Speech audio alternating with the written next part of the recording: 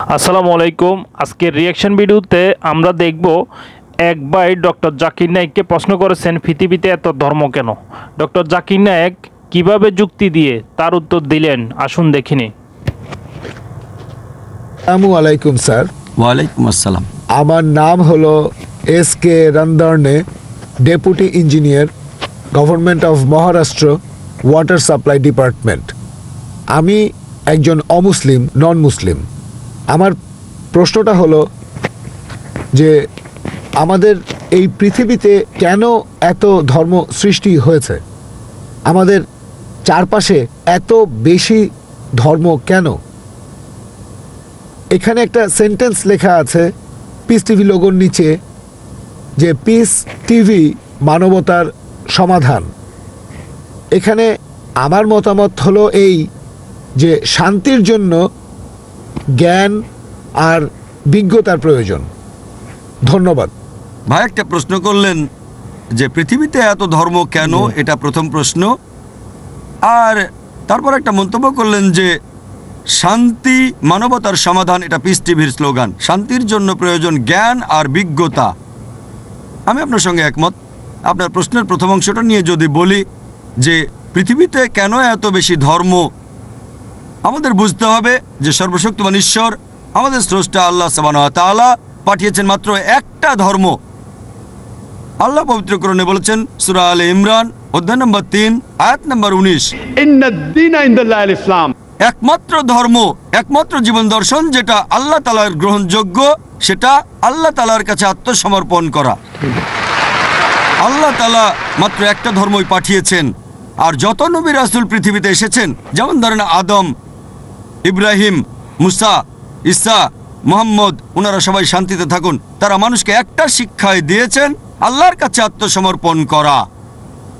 এখন আরবি ভাষায় যদি কেউ আল্লাহ তাআলার কাছে আত্মসমর্পণ করে তাহলে তাকে বলা হয় মুসলিম। আর ইসলাম, এই আরবি শব্দটার মূল আরবি শব্দটা হচ্ছে সালাম, যার মানে শান্তি। এর আরেকটা মূল আরবি শব্দ হচ্ছে সিলম, যার মানে আল্লাহ তাআলার কাছে নিজের ইচ্ছাকে সমর্পণ করা। তাহলে এক কথা ইসলাম মানে আল্লাহ তাআলার কাছে আত্মসমর্পণের মাধ্যমে শান্তি অর্জন করা।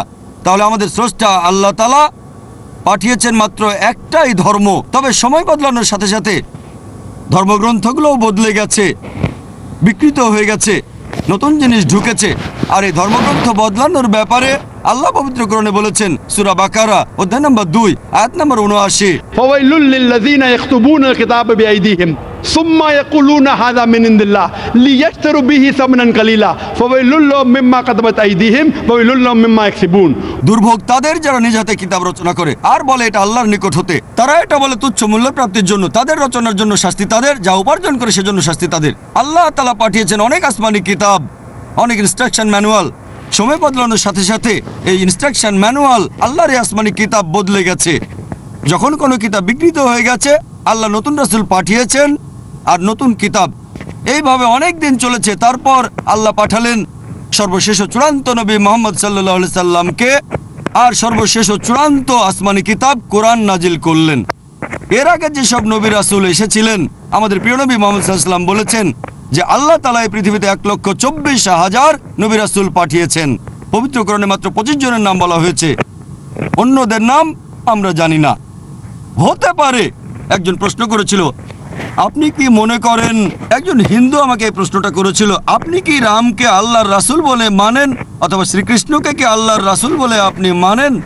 আমি বলবো, যেহেতু নামটা কোরআন হাদিসে উল্লেখ করা নেই, আমি জানি না। হতে পারে রাসূল, অথবা নাও হতে পারে, নিশ্চিত করে বলতে পারছি না। তবে এ কথাটা মানতে হবে, যেসব নবী রাসূল এসেছেন নবী মুহাম্মদ সাল্লাল্লাহু আলাইহি ওয়াসাল্লামের আগে, তারা ছিলেন সেই সময় আর সেখানকার মানুষের জন্য। তাহলে রাম যদি আল্লাহ রাসূল হয়েও থাকেন, যদি কৃষ্ণ আল্লাহ রাসূল হয়েও থাকেন, তারা এসেছিলেন সেখানকার মানুষ আর সেই সময়ের জন্য। বর্তমানে পৃথিবীর সব মানুষ, তারা থাকতে পারে ভারতে অথবা আমেরিকায় বা সৌদি আরবে বা কানাডায় বা ইংল্যান্ডে, পৃথিবীর যে কোনো জায়গায় তারা মানবে সর্বশেষ ও চূড়ান্ত নবী মুহাম্মদ সাল্লাল্লাহু আলাইহি সাল্লামকে এবং সর্বশেষ ও চূড়ান্ত আসমানি কিতাব পবিত্র কোরআন।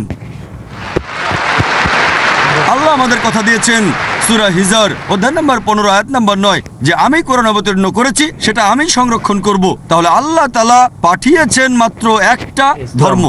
সেটা হচ্ছে আল্লাহ তাআলার কাছে আত্মসমর্পণ করা। ইসলাম মানে আল্লাহর কাছে আত্মসমর্পণ করার মাধ্যমে শান্তি অর্জন করা। আর আপনি বললেন জ্ঞান এবং বিজ্ঞতা দিয়ে শান্তি অর্জন করা যায়। হ্যাঁ, কার কাছ থেকে জ্ঞান? সবচেয়ে সেরা কে? আল্লাহ তাআলা আমাদের স্রষ্টা। আল্লাহ। কে সবচেয়ে জ্ঞানী? হাকিম। আল হাকিম। তিনি আল্লাহ সুবহানাহু ওয়া তাআলা মহান স্রষ্টা।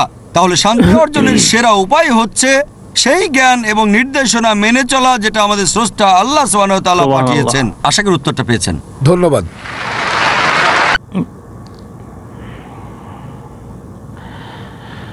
আলহামদুলিল্লাহ, ডক্টর জাকির নায়েক খুব সহজভাবে ভাষা বুঝিয়ে দিলেন। সত্য ধর্ম একটাই, সেটা হচ্ছে ইসলাম। আপনারা কি মনে করেন কমেন্টে জানাবেন। ভিডিও ভালো লাগলে একটা লাইক দিবেন, সাবস্ক্রাইব করে দিবেন, সাবস্ক্রাইব করে পাশে থাকবেন। ইনশাল্লাহ অন্যদিন আরেকটা ভিডিও নিয়ে আসবো, আরেকটা ভিডিও রিয়েকশন করব ইনশাল্লাহ। তো আপনারা কী ধরনের ভিডিও রিয়েকশন চান অবশ্যই জানাবেন কমেন্টে।